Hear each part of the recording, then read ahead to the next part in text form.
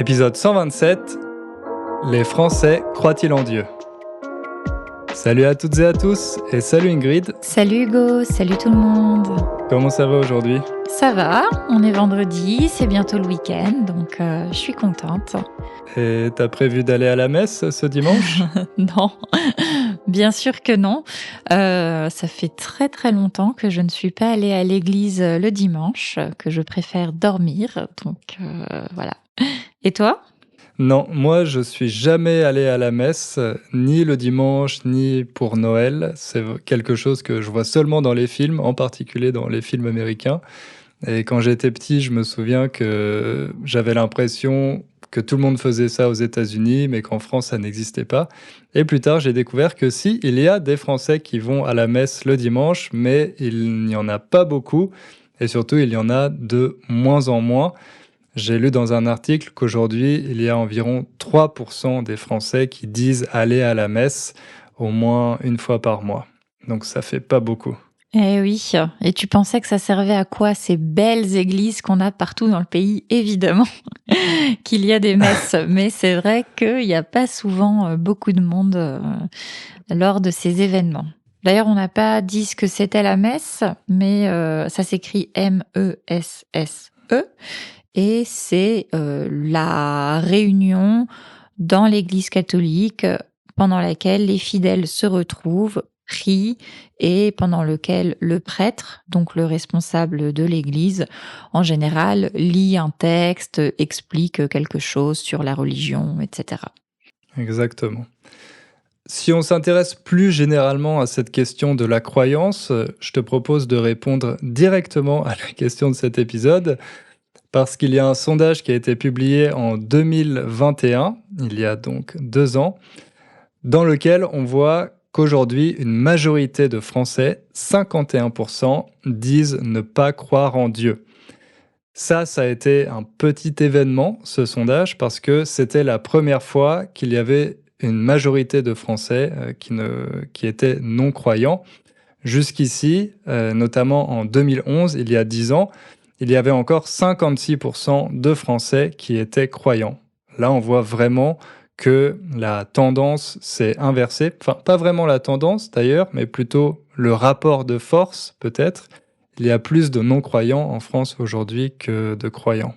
Ouais, c'est une tendance qui est constante depuis très longtemps. Si on regarde les chiffres, avec les années, il y a de moins en moins de personnes qui croient en Dieu, de moins en moins de personnes qui se reconnaissent dans une religion et de moins en moins de personnes qui pratiquent une religion, donc qui vont à la messe, qui font des rituels, etc., etc.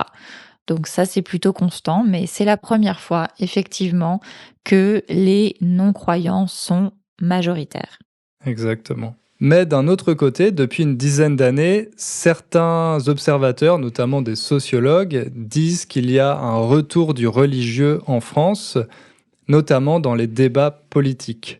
Par exemple, c'est quelque chose qu'on a pu observer durant certains grands débats sur des questions de société, notamment le mariage pour tous, quand la France a voté une loi pour légaliser le mariage homosexuel en France, mais aussi sur quoi d'autre? Notamment sur la PMA, la procréation médicalement assistée. J'avais fait un épisode justement là-dessus. C'est un sujet sur lequel il y a beaucoup de personnes religieuses qui se sont exprimées. Donc, en général, sur les débats concernant la bioéthique, donc tout ce qui est débats moraux par rapport aux avancées scientifiques, on a souvent la religion qui prend une place importante avec des croyants et des représentants politiques qui représentent les croyants, qui veulent faire passer ou au contraire empêcher certaines lois au nom de valeurs qui sont définies dans la religion. Et puis, la religion vient souvent dans le débat quand il s'agit de parler de l'islam, comme il y a de plus en plus de musulmans en France, et puis qu'en parallèle, il y a eu des attentats faits par les islamistes. Malheureusement, c'est un sujet qui souvent est utilisé pour mettre des tensions ou pour mettre en opposition différentes catégories de Français suivant leur religion. Donc ça donne une impression. Et alors Hugo t'a parlé d'observation des sociologues, mais je sais pas ce que t'en penses. Personnellement, moi j'ai l'impression de voir, de constater personnellement que dans les médias, on parle souvent quand même, ça revient souvent, la question de la religion, de la France qui est soi-disant chrétienne, etc., etc. Donc c'est assez étonnant finalement de voir que la grande majorité des Français ne croient même pas en Dieu. Donc on va parler de ça justement aujourd'hui. Ouais, exactement. Donc vous voyez que ça touche à plein de questions passionnantes. On va pas pouvoir tout développer en détail, mais en tout cas, on va essayer de vous donner un panorama de la situation pour que vous compreniez mieux la place des religions en France et comment elles s'expriment dans la vie quotidienne des Français aujourd'hui.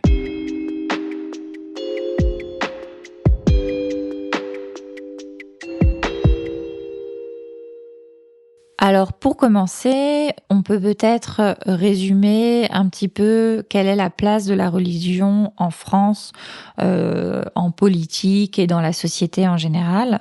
Donc la France, c'est un pays d'Europe et comme la plupart des pays d'Europe, c'est un pays qui a une histoire chrétienne.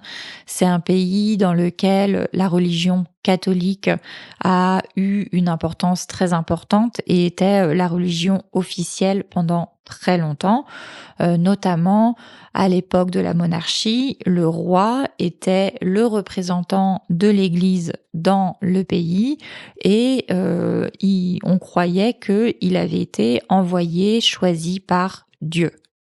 Exactement. Et on disait aussi que la France, ou en tout cas c'était comme ça que la France était surnommée, on l'appelait la fille aînée de l'Église, la fille la plus âgée de l'Église. Ça montre un peu l'importance de la France dans le paysage chrétien européen. Et oui, et d'ailleurs, on disait la fille aînée aussi parce que c'était un pays qui avait quand même une certaine indépendance religieuse par rapport au Vatican, par rapport au pape. Donc, c'était un peu l'idée que d'un côté, on avait les parents de l'Église catholique qui étaient donc en Italie, et on avait la fille aînée, la rebelle, celle qui faisait ses propres choix en France. Et ça fait aussi partie de l'histoire de la France, une espèce d'indépendance par rapport à la religion catholique à l'échelle mondiale. Ça, c'est les Français. On est toujours obligé de tout faire à notre sauce et de tout décider et d'être dans le conflit et l'opposition. D'ailleurs, il me semble que c'était à la fin du XVe siècle où on a choisi nos propres papes. Donc, il y avait les papes au Vatican et les papes en France, à Avignon. C'est d'ailleurs pour ça qu'Avignon est surnommée la cité des papes. En France, on voulait choisir nos propres papes parce qu'on ne voulait pas être sous l'autorité du Vatican. Donc voilà, déjà ça partait mal pour être respectueux de la tradition catholique et continuer dans cette tradition pendant longtemps. Ce qui fait que il y a eu, on peut citer, on va pas vous résumer toute l'histoire des religions en France parce que déjà on n'est pas compétent et ce serait pas hyper intéressant, je pense. Mais on peut citer 2 événements qui ont marqué l'histoire de la non-religion en France, qui ont fait que la France est devenue un peu moins catholique et en tout cas où la religion catholique est devenue moins officielle. Alors le premier événement, c'est évidemment la Révolution. La Révolution française a été un moment anti-monarchique où on a décidé d'éliminer le roi et de se débarrasser, de faire partir la noblesse. Et en même temps, ça a été un moment extrêmement anticlérical, donc contre le clergé, contre les prêtres, contre l'institution religieuse. Et donc avec l'arrivée de la République, il y a eu une envie d'avoir des institutions qui n'aient rien à voir avec l'Église catholique, en changeant notamment le calendrier, même si il a été rétabli depuis, et en arrêtant d'enseigner la religion à l'école, etc., etc.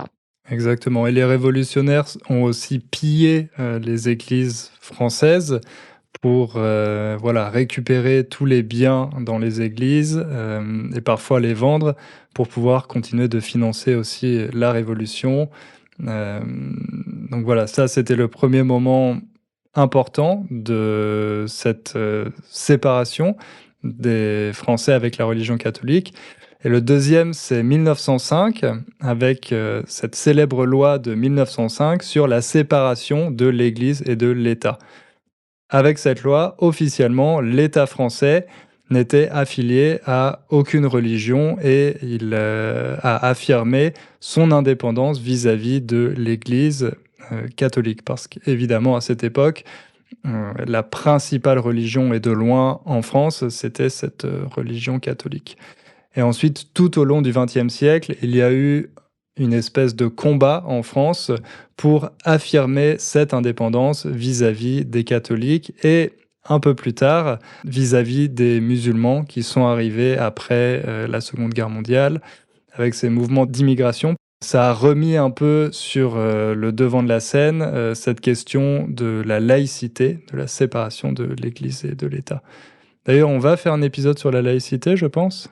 Ouais, en fait, à l'origine, on voulait faire un épisode sur la laïcité parce que c'est vraiment un sujet hyper important dans les débats publics, mais on s'est dit que avant de vous parler de ça en profondeur, il fallait d'abord qu'on fasse un panorama un peu plus simple des religions qui sont présentes en France et du lien qu'ont les Français avec leur religion. Donc voilà, ça on le garde pour plus tard, mais en attendant, peut-être qu'on peut passer à un panorama un peu simple avec quelques statistiques sur les différentes religions, les croyants, les non-croyants, etc.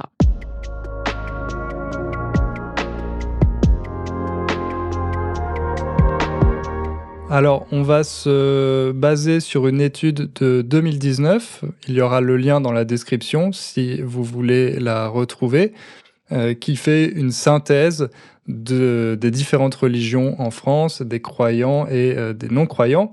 Alors, si on schématise un peu, on a un tiers de personnes croyantes, un tiers de personnes non-croyantes ou athées, athée, A-T-H, E accent aigu, E.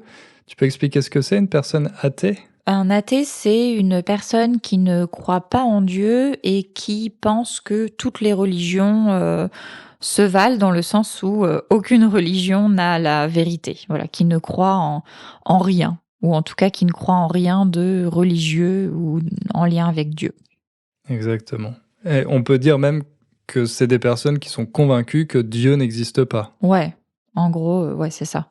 Je pense que c'est l'idée d'un Dieu comme il est présenté dans les religions, ça leur paraît être une invention totale. Donc un tiers de croyants, un tiers de non-croyants ou d'athées, et le reste, on a 15% d'agnostiques. Les agnostiques, là aussi, tu peux définir? Les agnostiques, c'est des personnes qui pensent qu'on ne peut pas savoir, que donc peut-être qu'une religion a raison, peut-être qu'il y a un Dieu, mais jamais on pourra le savoir, donc ils se reconnaissent dans aucune religion en particulier, tout en ne leur donnant pas tort. Et le reste, c'est des personnes indifférentes ou des personnes qui n'ont pas voulu répondre à la question. Donc je reprends, un tiers de croyants, un tiers de non-croyants ou athées, et le dernier tiers, c'est soit des personnes agnostiques, soit des personnes indifférentes, voilà, des personnes qui n'ont pas vraiment de position claire ou figée ou publique sur cette question. Et ce qui est assez marquant aussi, c'est que la France est le 4e pays qui compte le plus d'athées dans le monde, derrière la Chine, le Japon et la République tchèque. Donc les Français sont vraiment, ou en tout cas une partie importante des Français, est vraiment convaincue que Dieu n'existe pas. Et si on fait un focus un peu plus important sur la religion principale, qui est donc la religion catholique, il y en a beaucoup moins qu'avant. Depuis les années 80, la part des catholiques a été divisée par 2. Et aujourd'hui, seulement 15% des 18-29 ans, donc des adultes les plus jeunes, se déclarent catholiques. C'est presque autant que les jeunes qui se déclarent musulmans. Ils sont 13% à se déclarer musulmans. Donc voilà, ça montre qu'il y a eu vraiment des gros changements ces dernières années. On est passé d'une France plutôt de tradition catholique, avec la plupart des Français qui se reconnaissaient comme catholiques, à une France où beaucoup ne croient en rien et que parmi ceux qui croient, finalement, on a chez les jeunes autant de catholiques que de musulmans. Donc globalement, il y a une baisse de la croyance religieuse en France et une forte baisse du nombre de catholiques. Et en parallèle, il y a plutôt une augmentation de la part des autres religions, notamment parmi les personnes croyantes. Alors, dans le sondage, il y avait une question, on demandait aux personnes si elles pensent avoir un lien avec certaines religions. Donc, pour moi, c'est pas très clair cette formulation. Ça veut pas forcément dire que les personnes sont croyantes, mais que ça peut impliquer, je sais pas, les traditions, par exemple, mais qu'en tout cas, on demande aux personnes si elles se sentent liées, si elles ont une affinité peut-être avec une religion. Et à cette question, quasiment la moitié des Français considèrent qu'ils ont un lien avec la religion catholique, 4% avec l'islam, 2% avec le bouddhisme, 1% pour les religions juives et chrétiennes orthodoxes, et c'était 3% pour les protestants, il me semble. Donc là, on voit qu'il y a encore une claire domination de la religion catholique parmi les Français. Pas nécessairement pour la croyance et encore moins pour les pratiques religieuses, mais en tout cas au niveau culturel, au niveau des traditions et de l'héritage, on pourrait dire. Et parmi le reste, donc on a un tiers des personnes qui se sentent associées à aucune religion et 7% qui ne souhaitent pas répondre. Et ouais, du coup, on peut dire que la religion catholique reste majoritaire, évidemment, dans la tradition, mais tous ceux qui ont un lien donc avec la religion catholique ne sont pas forcément croyants, et tous les croyants n'ont pas forcément un lien avec une religion en particulier. Mais en tout cas, ce qui est plutôt marqué, c'est que ces dernières années, il y a certes moins de croyants en général, mais une proportion de plus en plus grande, même si elle reste faible, de croyants qui sont soit musulmans, soit protestants. Ces deux religions qui sont assez fortes dans le sens où elles ont de plus en plus de fidèles et des personnes surtout, je pense, qui sont vraiment attachées à cette religion, qui vont pas l'être seulement par tradition, comme c'est le cas de beaucoup de catholiques, mais qui vont vraiment pratiquer et surtout chez les plus jeunes, ce qui est assez marqué, ils vont vraiment croire en Dieu et en parler, etc., etc. Ouais, on va revenir là-dessus un peu plus tard. Je ne sais pas si j'ai mentionné les juifs précédemment, mais on a 1 à 2% de la population française qui se déclare juive. Et ça, c'est une part qui est assez stable depuis un siècle en France. C'est une part qui n'a pas vraiment changé.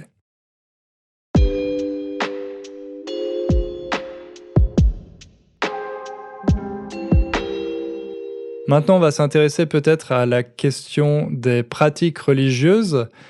Alors, souvent, on dit que la France a des racines chrétiennes. C'est quelque chose que les partis de droite, notamment, aiment beaucoup rappeler. Et c'est vrai que, de manière objective, la religion chrétienne est encore quand même assez présente en France, notamment quand on regarde les jours fériés. Il y a 11 jours fériés en France, 11 jours pendant lesquels on ne travaille pas, et sur ces 11 jours fériés, 6 sont des fêtes d'origine chrétienne.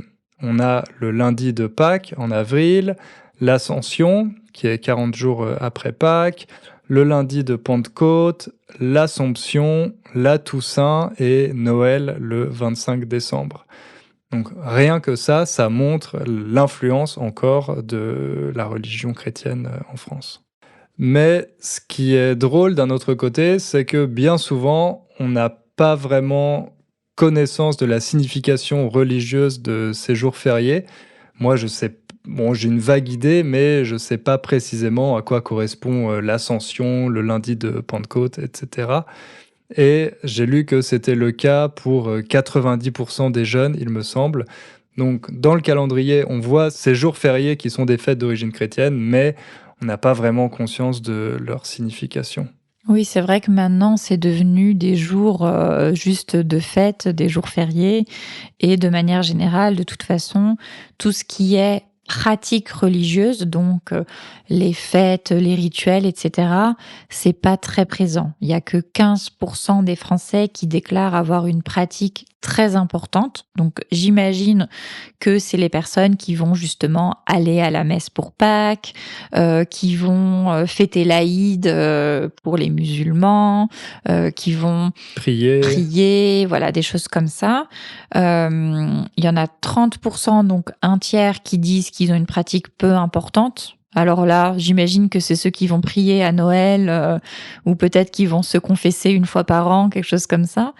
Et après, on a presque la moitié qui a une pratique inexistante. Alors pareil, les chiffres, c'est un peu, voilà, ça se croise. On a quand même moins de personnes qui ont une pratique inexistante que de personnes qui croient pas en Dieu, parce que j'imagine qu'il y a énormément de personnes qui sentent qu'ils ont un lien avec le catholicisme, qui font certains rituels et pourtant qui ne croient pas en Dieu.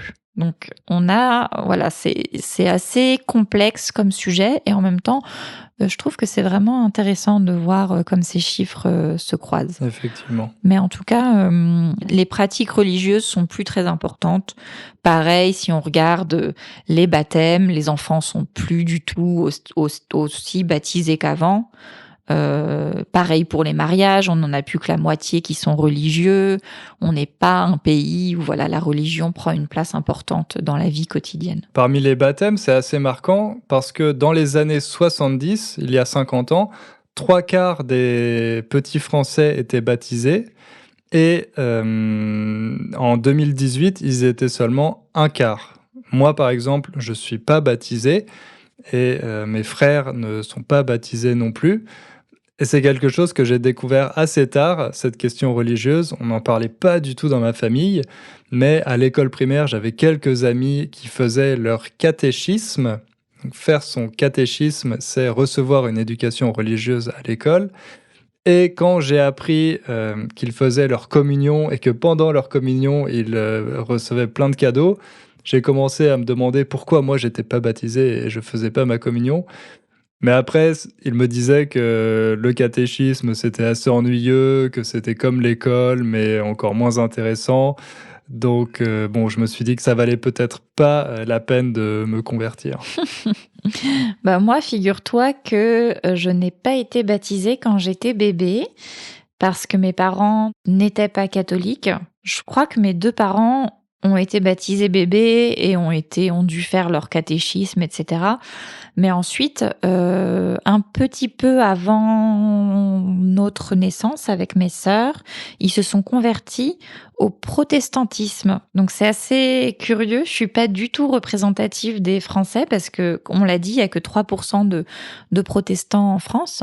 Mais donc j'ai été élevée dans la religion protestante. Moi, j'allais à l'église pratiquement tous les dimanches. Parfois, j'y allais même d'autres jours de la semaine quand il y avait des événements, des réunions, etc. Et donc, je me suis fait baptiser à l'âge de 16 ans. Parce que chez les protestants, le baptême, c'est pas pour les bébés, c'est une question personnelle. On peut le faire quand on commence à être adulte et puis on doit faire des cours de préparation pour montrer qu'on a bien compris la Bible, etc., etc. Donc, ouais, là, je regarde, enfin, tout ce qu'on dit, c'est assez intéressant pour moi parce que mon parcours avec la religion est vraiment minoritaire en France, pas du tout représentatif des Français. Et comment ça a évolué ton rapport avec la religion protestante?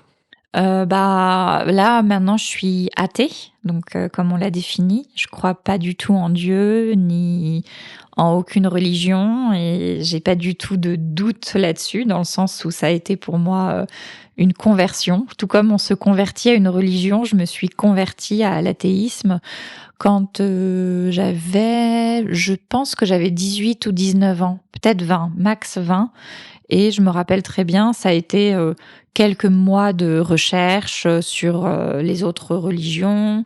J'ai lu des bouquins de sociologie de la religion. Ça s'est croisé aussi avec ma conversion au féminisme, si on peut dire comme ça. Mais donc il y a plusieurs choses. Pareil, j'ai eu des changements de politique, et cetera et à un moment, je me rappelle très bien, j'étais à l'université au rayon, religion de la bibliothèque et j'ai fait une petite prière, même si je croyais plus en Dieu, c'était une manière un peu symbolique de marquer, le fait que c'était fini et que, je ne croyais plus en la cohérence de cette religion dans laquelle j'avais grandi et bon, c'est vrai que moi, j'ai toujours tendance à être un peu, on va dire extrême. C'est soit j'y crois et j'y crois à fond et je crois en tout. Donc quand j'étais, religieuse, je l'étais vraiment. Je donnais même des cours, pour expliquer la Bible aux enfants. Je lisais la Bible, mais en faisant des comparaisons même avec les versions originales. J'allais chercher les traductions en hébreu, en araméen, et cetera. Et quand j'ai commencé à douter du fait que tout le système n'avait plutôt l'air d'être inventé par des hommes, bah en fait j'ai complètement, à un moment donné, décidé, avec raison, de ne plus croire et de ne plus aller à l'église, etc. Et après j'ai arrêté. Donc voilà. Mais je reste respectueuse et très compréhensive du sentiment religieux. Je sais ce que c'est, je comprends ce que c'est qu'avoir la foi, qui est quelque chose qui est presque de l'ordre sentimental et vraiment profond. Donc voilà. Mais donc j'ai une position assez particulière en France par rapport à la religion. Tu peux expliquer pour toi la différence entre la croyance et la foi?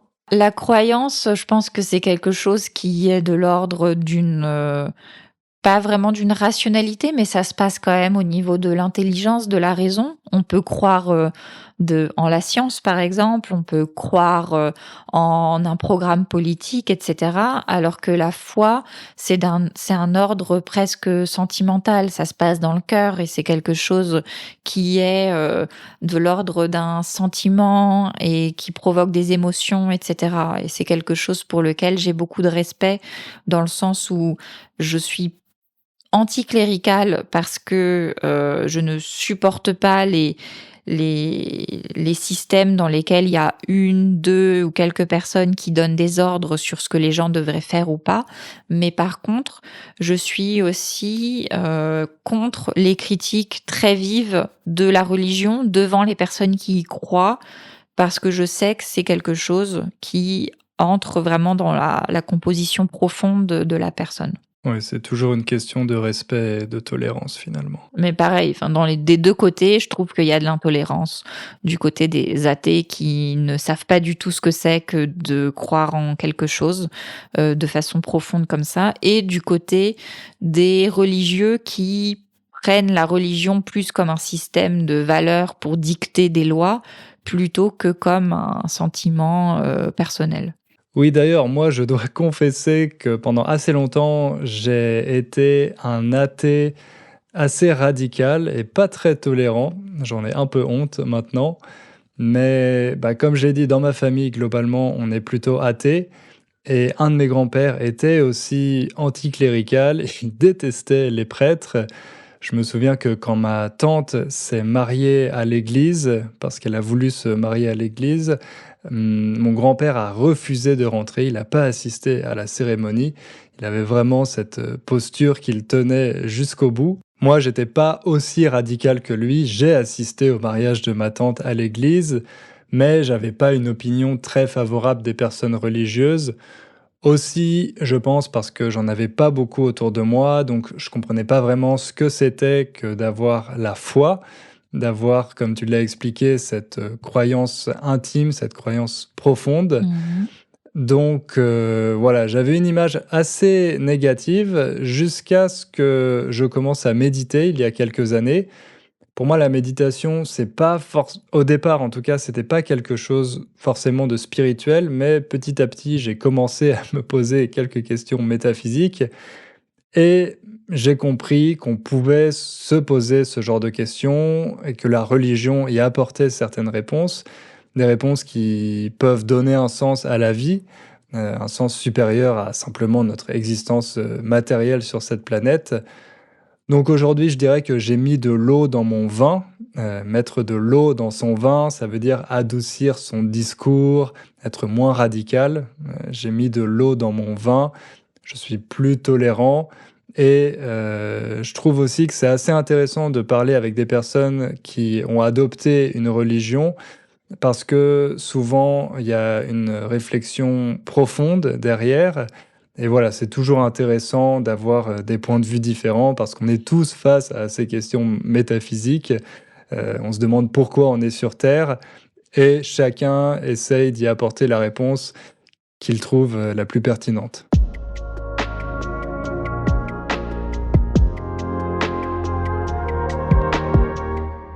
Il y a quelque chose que j'ai vu dans l'étude de l'IFOP qu'on citait au début sur les Français qui ne croient pas en Dieu. Il citait aussi des chiffres sur les conversations par rapport à la religion. Et il y a quelque chose qui est assez marqué, c'est que en France, la religion, c'est quelque chose qui est un peu tabou dans le sens où on n'en parle pas beaucoup entre amis, on n'en parle vraiment presque pas du tout au travail. Les personnes qui sont religieuses en parlent beaucoup plus, mais entre elles, en famille par exemple, etc. Et c'est quelque chose que moi j'ai noté parce que par exemple là, ce que je te dis sur mon passé religieux, moi je trouve ça très intéressant, ça me dérange pas du tout d'en parler, mais en général, presque tous mes amis, je dirais même 100% de mes amis sont athées. Alors après ça c'est voilà, on se réunit avec des personnes qui ont les mêmes opinions politiques, etc.